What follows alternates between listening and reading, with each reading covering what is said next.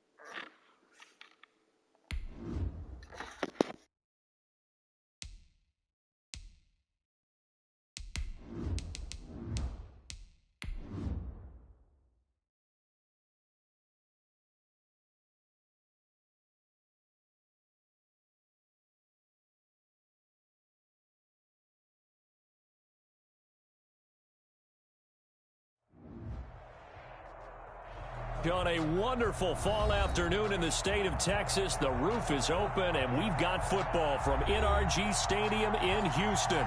The scene a few moments ago, here it is. It's unlike any other in sport as both teams made their way out of the tunnel.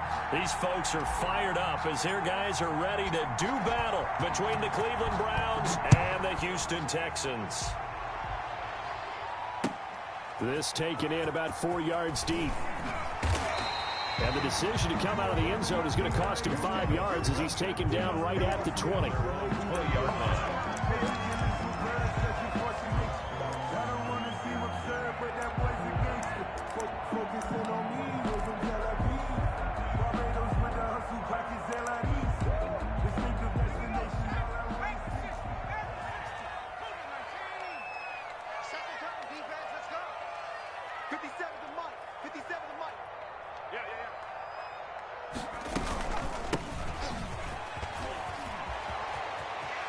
And he is out of bounds right around the 34.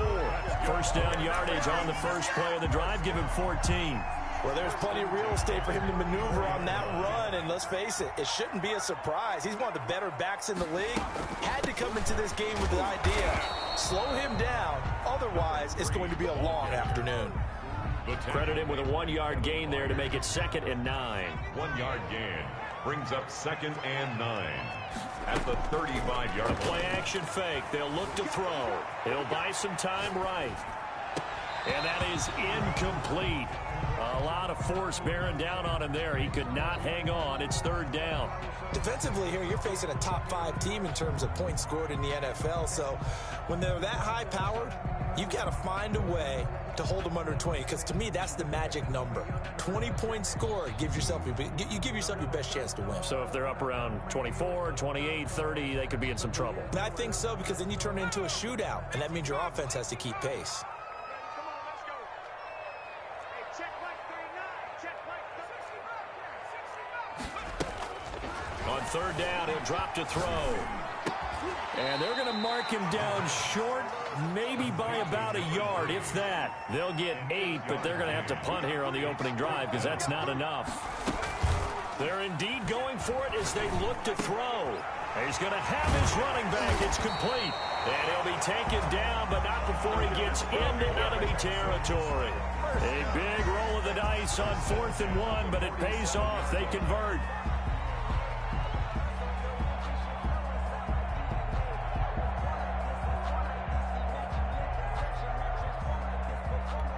The 4th down run successful. Now they look to pay it off on 1st down. Here's a run on 1st down that won't even get back to the line of scrimmage. He will lose a yard. 2nd and 11. An interesting and intriguing decision there defensively because they kept extra DBs on the field despite seeing the multiple tight end look that came out for the offense. I thought they were going to switch out of it. I didn't know if they felt they didn't have. And he fires one that's intercepted. Eddie Jackson picks it.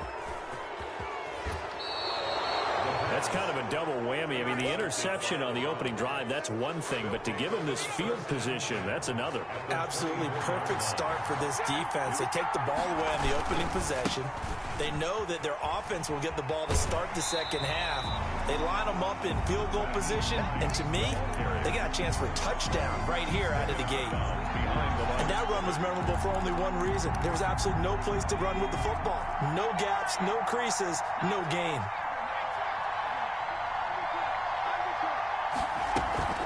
On 2nd down, it's Hines. And not much. Maybe a yard down to the 23. Ball carrier.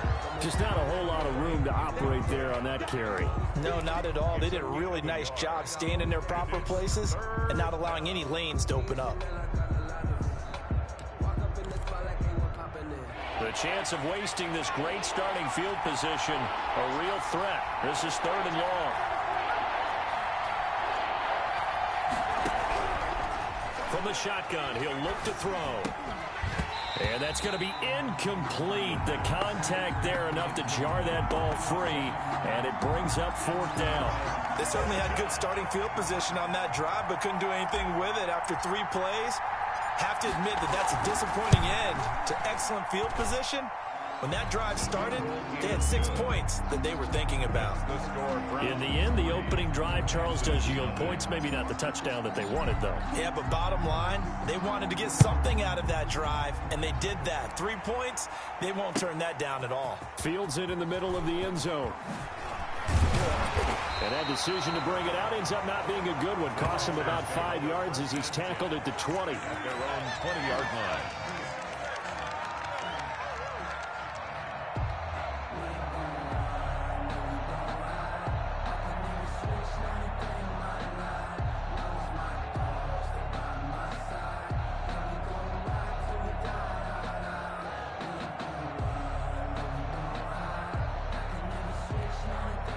The Texans offense ready to go here for their next drive. They threw an interception the first time they had the football, only gave up 3 points off of that, so it shouldn't be a difficult hole to overcome. It really shouldn't, as long as they're not listening to the chatter coming from the other side, because when you throw a pick, look, I know defensive backs, they have a tendency to be a little bit loud after they take one away, but they also have a tendency to gamble a little bit more, thinking they'll get a second one.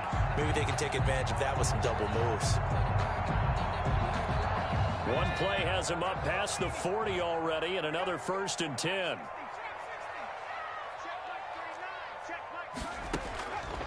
Out of the gun, they'll look to throw. And he's going to find his man out of the backfield. That's complete.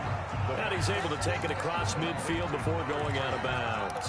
Give him 9 on the play, and it'll be 2nd and about a yard. That last catch short of the marker by just a yard leaves him with a very manageable 2nd and 1.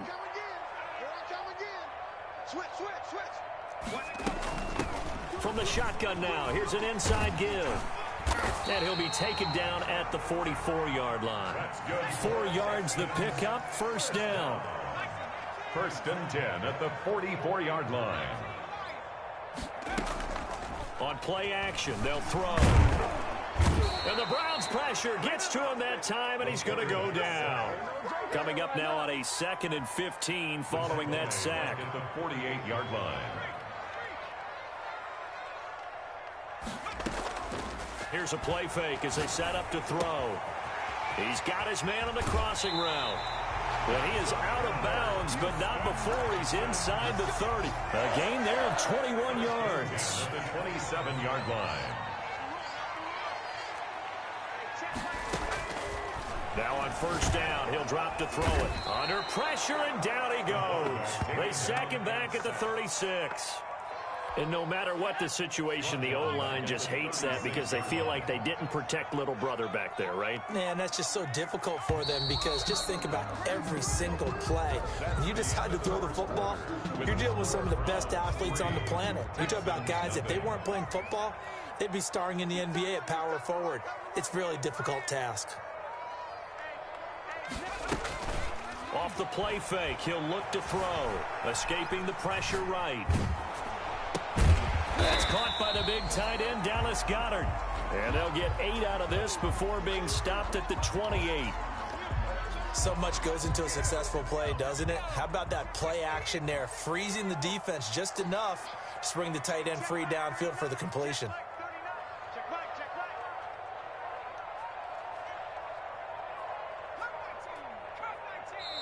Now the Texans will burn the first of their timeouts.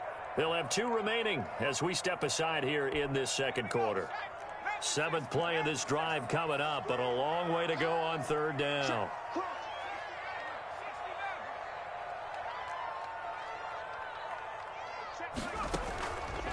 They'll set up a throw. Buying time to his left. Into a double team, and it's intercepted. Picked by Kevin Byard. No doubt a very disappointing end to what was a pretty strong opening drive. They had 3 points in their back pocket. It was there for them. If you don't like what you see, just throw it away. Make sure you get those points on the board. Don't get too greedy. He forced it there. You saw the end result.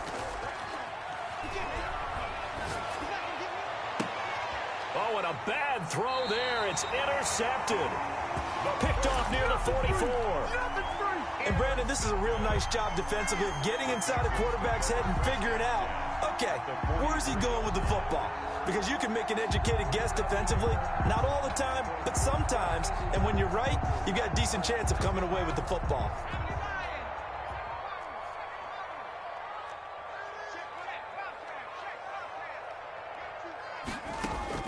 They go back to the air here after the INT on the last drive. Flush to his right. And incomplete as he was knocked as he threw it. And it took the ball off course. That was nice work there defensively to force incompletion. Now, even though this drive started in plus territory, they're still not in field goal range yet. So they can work towards another couple of stops and not allowing that turnover to hurt.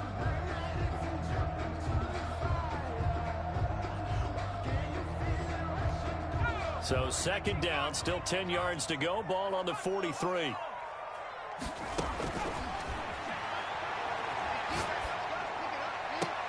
Now this throw caught left side. And he'll get this one down near the 20-yard line. Just shy of the 20. 23 yards the pickup there. Stepping up, he's going to keep it. Give him 10 that time, escaping the danger, running with it, and picking up a first down. Looks to me, partner, like he's learned a little bit because earlier in the game, I think he was trying to force a lot of throws into his windows that just weren't open. Yeah, the interceptions had plagued him, especially a second interception, really a bad throw. So maybe a better decision there. Yeah, no doubt about it. I think he learned from earlier in the game, and he's applying it now. On the RPO, that's complete right side. No gain there on the completion, 2nd and 10. Well, that was a simple throw and catch, but even with that completion, 0 yards gained, so they're behind schedule on down and distance. I think they were hoping to get it to him. He can make a man or two miss, but that window closed quickly. And he's in. Touchdown, Houston.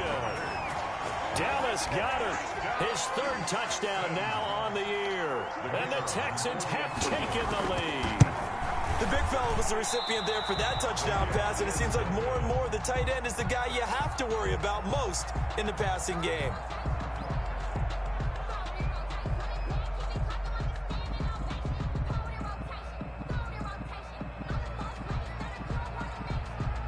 So with the missed PAT in his rearview mirror, he goes back out to kick this one off. Now Pollard. And a nice return sets him up pretty good here right at the 30-yard line. At their own 30-yard line.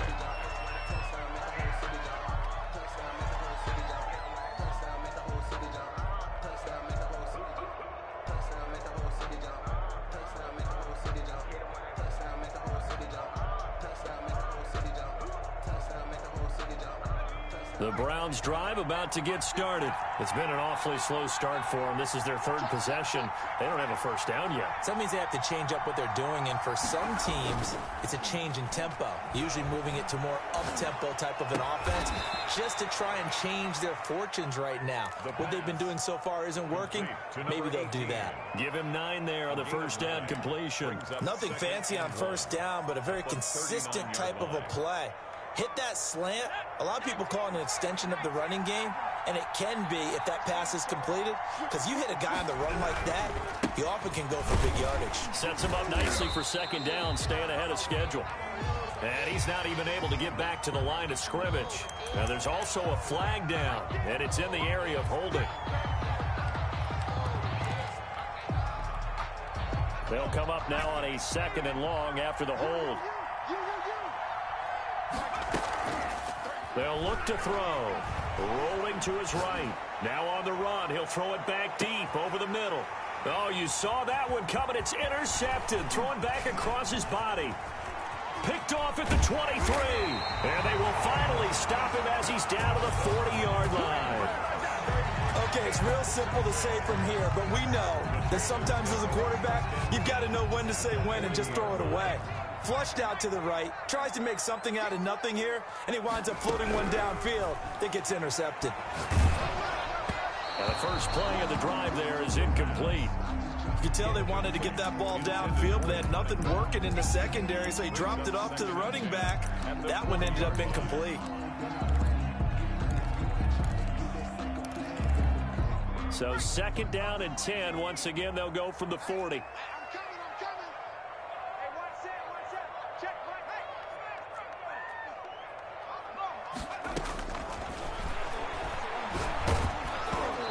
Ball comes out on the hit, but they'll say it's incomplete. They have to like what they've done defensively here at the outset of this drive. They forced a couple of incomplete passes, bring up a 3rd and 10. Don't be surprised to bring a little pressure on this snap.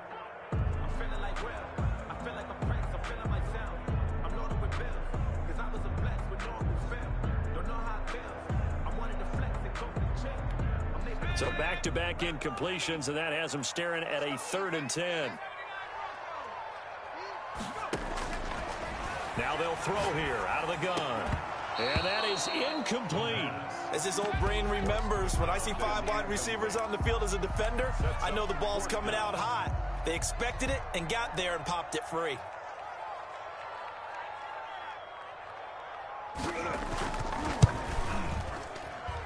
And this is off target to the left. Didn't get there anyway. It's no good. And this score will stay right where it is. Was a kicker from that distance, 56, 57 yards. So many things you got to worry about, but I am a little surprised he didn't get it there. Yeah, with the way kickers are nowadays, we're surprised anything under 65 that it doesn't get at least to the crossbar.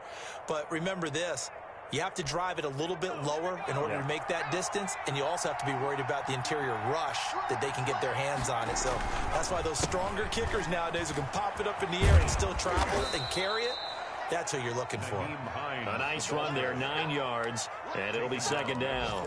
I'd say it's pretty good strategy. If you throw interceptions on back-to-back drives, let's see if the running backs can handle the ball a little bit, get things going, and also you motivate your offensive line. I think they're in the mood to fire out and hit someone. I thought the defense, though, might be a little more prepared for that run. Pretty good gain on the ground.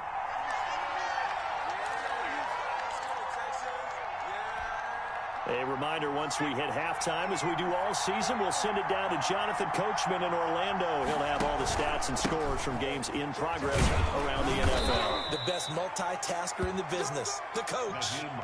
It's a 6-yard gain on the ground, and that'll make it 2nd and 4. Well, I think after that run, the defense is getting back in the huddle and looking at each other and maybe starting to question their confidence a bit. They gave up a significant run, 6 yards, and now you're saying to yourself, how do we stop them, and do I have enough confidence to make a play? And the Texans have an extra defender in the secondary now on third down. And down to the 20 he'll go before heading out of bounds. That'll move the sticks for the Browns, a gain of 12. That's quite a spot there for his first carry of the game, but obviously they had plenty of faith in him, didn't they? No question about it. And here, why not go with the fresh legs? Able to push forward, pick up that first. Right back to him on first down. Call it a gain of 4 on first, and that'll make it second down. When you find that kind of yardage, you couldn't be more confident as a ball carrier. And guess what? You're going to go back and tell your offensive coordinator, I'd like to keep carrying it, thank you. Following the pickup of 4, here's second and 6. They run with Hines. Looking for a cutback lane, but nothing there as he's met at the line of scrimmage. No gain on the play there, so they're left with a third down and 6. Third down.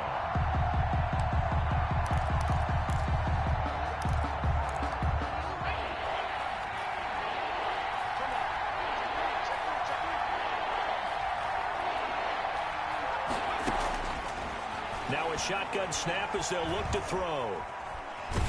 Blanketed coverage by Houston. Makes it fourth down. More problems here on third down. They've converted only once so far in this first half. And you know as well as I do in this league, if you don't win on third down, it makes it hard to win a ball game because then you're relying on your defense, you're relying on your special teams. You've got to get it done with your offensive unit. Is good. Well, maybe a nice psychological boost there just to get back to even with that field goal as we head towards half. Coaching 101 always says at halftime, play it like it's 0-0 on the scoreboard. Well, in this case, it's level, right? Same score each side. Just start over. Now you got the second half to play. And tackled at the 21-yard line, so a net negative there of 4 yards. 21-yard line.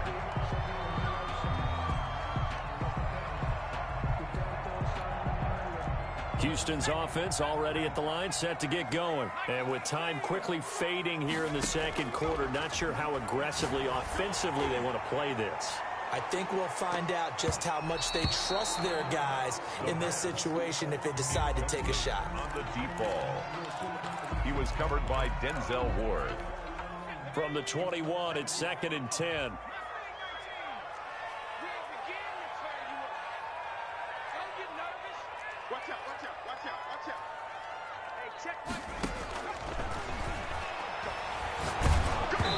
And he'll be hit as he releases it, and that'll fall incomplete. Running back.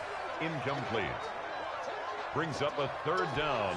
Now they face a third and 10 after back-to-back incompletions. And this time he's got the hook up. It's complete. And he is going to have a Texans first down as they're able to get the third down conversion. So thanks to the late field goal, we are all tied up heading to intermission. As we'll get you over to Orlando, where standing by is Jonathan Coachman. He has our EA Sports halftime report. All even through one half of football as we get back underway in quarter number 3. And that'll carry over the back line of the end zone for a touchback. The Browns drive about to get started. And both of these defenses have been stifling these last few drives offensively. Just not able to get anything going, so what needs to change? I think a lot of the guys will go back and review, so to speak, because everyone has someone assigned to how did each play work. Okay, what did we use that kind of worked for? And all the way in. Touchdown, Cleveland. A big play there. His second touchdown on the season. And the Browns have moved out in front. Well, they had their chances in the first half, you remember, but had to settle for 2 field goals. This time they come away with 6. I think they actually got affirmation about what they were doing by getting a touchdown, because the field goals means they got in range but couldn't quite finish it off. This time, they broke through, and that's great for the old confidence. And on the sideline, difference of a feeling between 3 and 6, is it astronomical or no? It can be at times, that's for sure. A lot of times the field goal feels like a disappointment. The touchdown, well, that tells you you're getting it done. The Texans offense ready to go here for their next drive. And this game was all square at halftime, but now they find themselves down 7 following the opening drive touchdown here in the third quarter. And they need to take a good, relaxing, deep breath, don't you think? Because right now they might start to feel like they've got to play catch-up here and start matching them point for point. but it's still too early to get there. They can still run their offense. Plenty of time to get back in this game. I'm sure this isn't a novel thought, but maybe run some simpler routes instead of trying to get it all back in one shot. Defense certainly appears to be ready for them. Try and get it back little by little instead of in big chunks. An incomplete pass on first down. That leads to a 2nd and 10. And he's taken down. This will be a Brown sack. So one quick, easy analysis about why they've struggled so far. They keep putting themselves in 3rd and long situations. They just took another sack right there. And the offensive film session tomorrow may be a little longer than it normally is. Not a lot of positive grades will be handed out thus far. Now a handoff here to his running back. And able to get this across the 20 before going out of bounds. A pretty good effort there, 9 yards, but not enough. We'll likely see the punt team now on 4th down. The Texans send the punter out. And surprisingly, this is the first punt of the game for either team.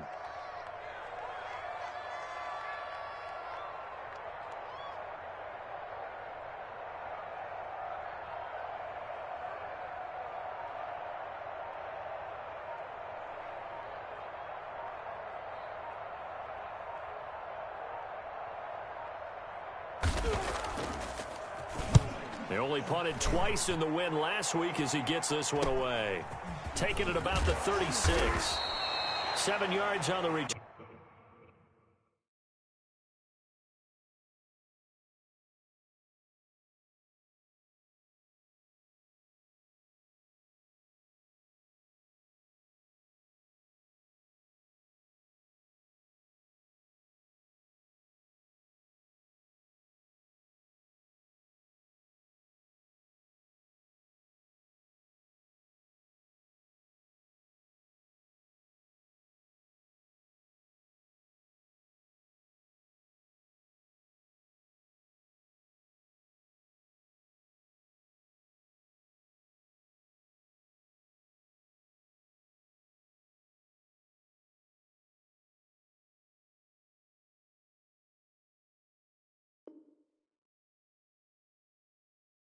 Turn after a punt of 39.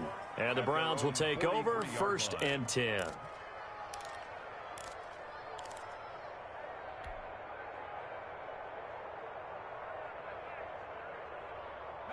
The Browns drive about to get started. And last time the formula was pretty simple. 1-play drive, long pass. That maybe they just want to do that again, right? And that's exactly how you want to draw things up. Whether it's on your grease board, right, in your playbook, 1-play drive is exactly what you want on offense.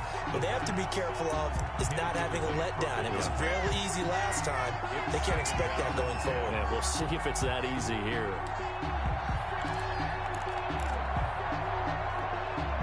So 2nd down, still 10 yards to go. Ball on the 43.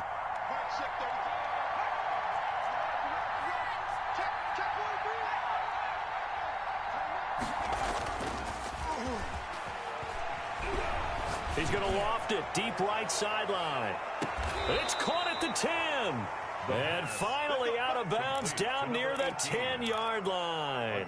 It's a big play there for the Browns. 47 yards. So now following the big play, they've got a 1st and goal all the way down at the 10. Here's Hines. And he'll take it into the end zone for a Browns touchdown. Nyheim Hines. His 6th touchdown of the season. And the Browns add on to their lead. That almost looked too easy, and I think thanks goes to the offensive line for making it look easy. Yeah, I agree with you totally on that one. I'm not sure how much everyone understands the preparations that go into a game for an offensive line, because there's a reason that running backs and quarterbacks give them big gifts at the end of the season after a big year. The consistency and the continuity it takes to know each other and execute their blocks is pretty impressive. At their own 26-yard line. Houston's offense already at the line, set to get going. And with this deficit, You can't have too many more drives like the last drive where you had to punt it away. You know what I would tell my offense right here? The punter doesn't exist, guys. He doesn't even exist. He's not a team anymore. I just cut him, all right? So you've got to go out and create some offense for us here and give us some points. No way does that guy get on the field on this drive. Poor punter. Yeah, it wasn't his fault. But, hey, listen, if some guys are going to be casualties at times, we're trying to win a game. And he'll be brought down right around the 37. 2 yards, good enough for a first. Well, it's not time to get him established, but in my estimation, they've got to pick up the urgency here. They've got to get quickly in and out of the huddle and run off a bunch more plays. A handoff as they run the counter play. And he is going to be stopped cold behind the line of scrimmage. Officially, it's a 1-yard loss. That's going to bring up 2nd and 11. Second and 11. On 2nd down, they'll try and run the counter. And he will lose yardage back to the 34-yard line. A loss of 1, now a loss of 2, and they're staring at a 3rd and 13. So 1st and 2nd down went in the wrong direction. They'll try to do better here on 3rd and 13. Now a handoff looking right. And he'll go down to the ground at the 39, and obviously that's well short of the first. It'll be a gain of 5, and the punt team will now come out on 4th down. The Texans send the punter out as he'll kick it away for the 2nd time.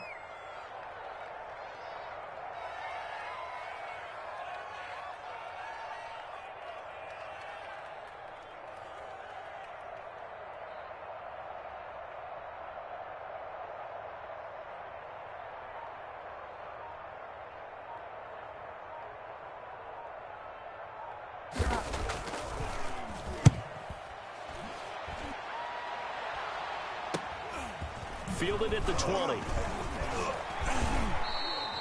They call that a punt of 38 yards officially. And possession will switch hands, 1st and 10. The Browns drive about to get started. This is sort of what you would call a put-away drive, isn't it? I mean, they score here, especially a touchdown. It's almost out of reach. It certainly feels that way, and I think that they're going to call their plays accordingly because what you really want to do, even though you know the scoreboard is still up there and the game's going to go on, in fact, you can take the spirit away from another team, that their drive and will to come back and win can be taken with another score right here. Still 3rd quarter, but you just get that feel. Yeah, they're teetering right there on the brink, aren't they?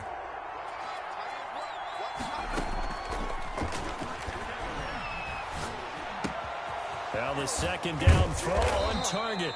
9 yards to pick up there, and it's a 1st down. Another nice pickup through the air, and I think a lot of people might expect them to run the ball in this situation, Brandon, but with this lead, they're electing to throw the football. Swings, slants, quick outs, things that they consider safe. Throwing right, and that's complete. And the play goes nowhere, losing yardage back near the 40 at the 39. He was unable to shake free there, and they'll cover him for a loss of a yard. Finding some room at midfield. And down right around the 37. 23 yards to pick up there. I think we're seeing the effect that runs like that are starting to have on this game. They're a little bit slower, that front 7, reacting to the football, almost like body blows in boxing, slowing them down, and they're really starting to take over in this game. On 1st down, he'll drop to throw. Quick hitter here, it's complete. No gain there on the completion, 2nd and 10. Now the old pass completion for no gain, not something you want to call up out of the playbook too often. Yeah, most offense coordinators don't have that on their play sheet, so they've got to go back and scramble after this one. But right now, with what they're telling receivers about making sure you take care of the ball in open field, sometimes the fighting for extra yardage doesn't come as a result. That and good tackling can lead to no yards gained. Back to throw here. And the throw there going to be incomplete. Normally you think the tight end's going to be able to catch the football and handle that contact, but in this case, maybe a little too much target to hit. That one was timed well. Incomplete. And this will split the uprights. It's right down the middle. And that'll push the lead up to 17. So with that, you figure this game's pretty much out of reach at this point. Yeah, it's going to take a heck of a comeback to come from 3 scores down, but don't change that channel. Don't go away.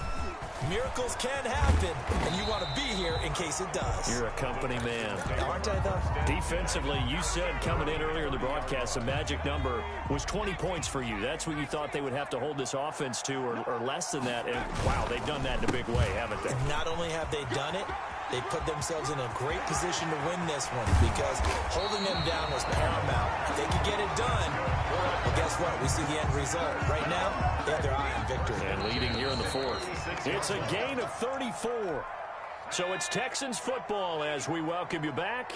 They've got a 1st and 10 as they search for a late score. Running game working. They'll stick with it on 1st down.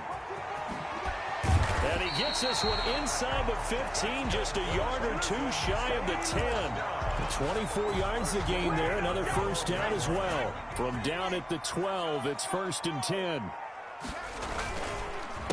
A handoff as they run the counter play.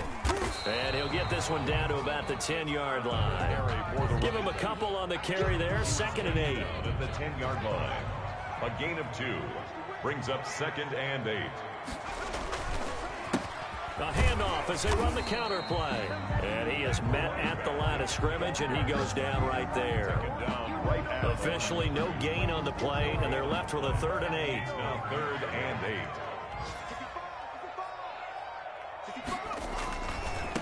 Now they try the right side here. And a little bit of a consolation prize there. He's into the end zone. Won't win him the game, but they do get the score with all zeros showing. But some fantasy players are really happy with that score. Doesn't affect the outcome, but, hey, nice job there to put it in the end zone for the final play. Could it affect other things? Sometimes these types of scores are ones that we don't consider big at the time. Then later on we find out maybe that was a tiebreaker. Yeah. Or, of course, in the fantasy football world, these points mean a lot.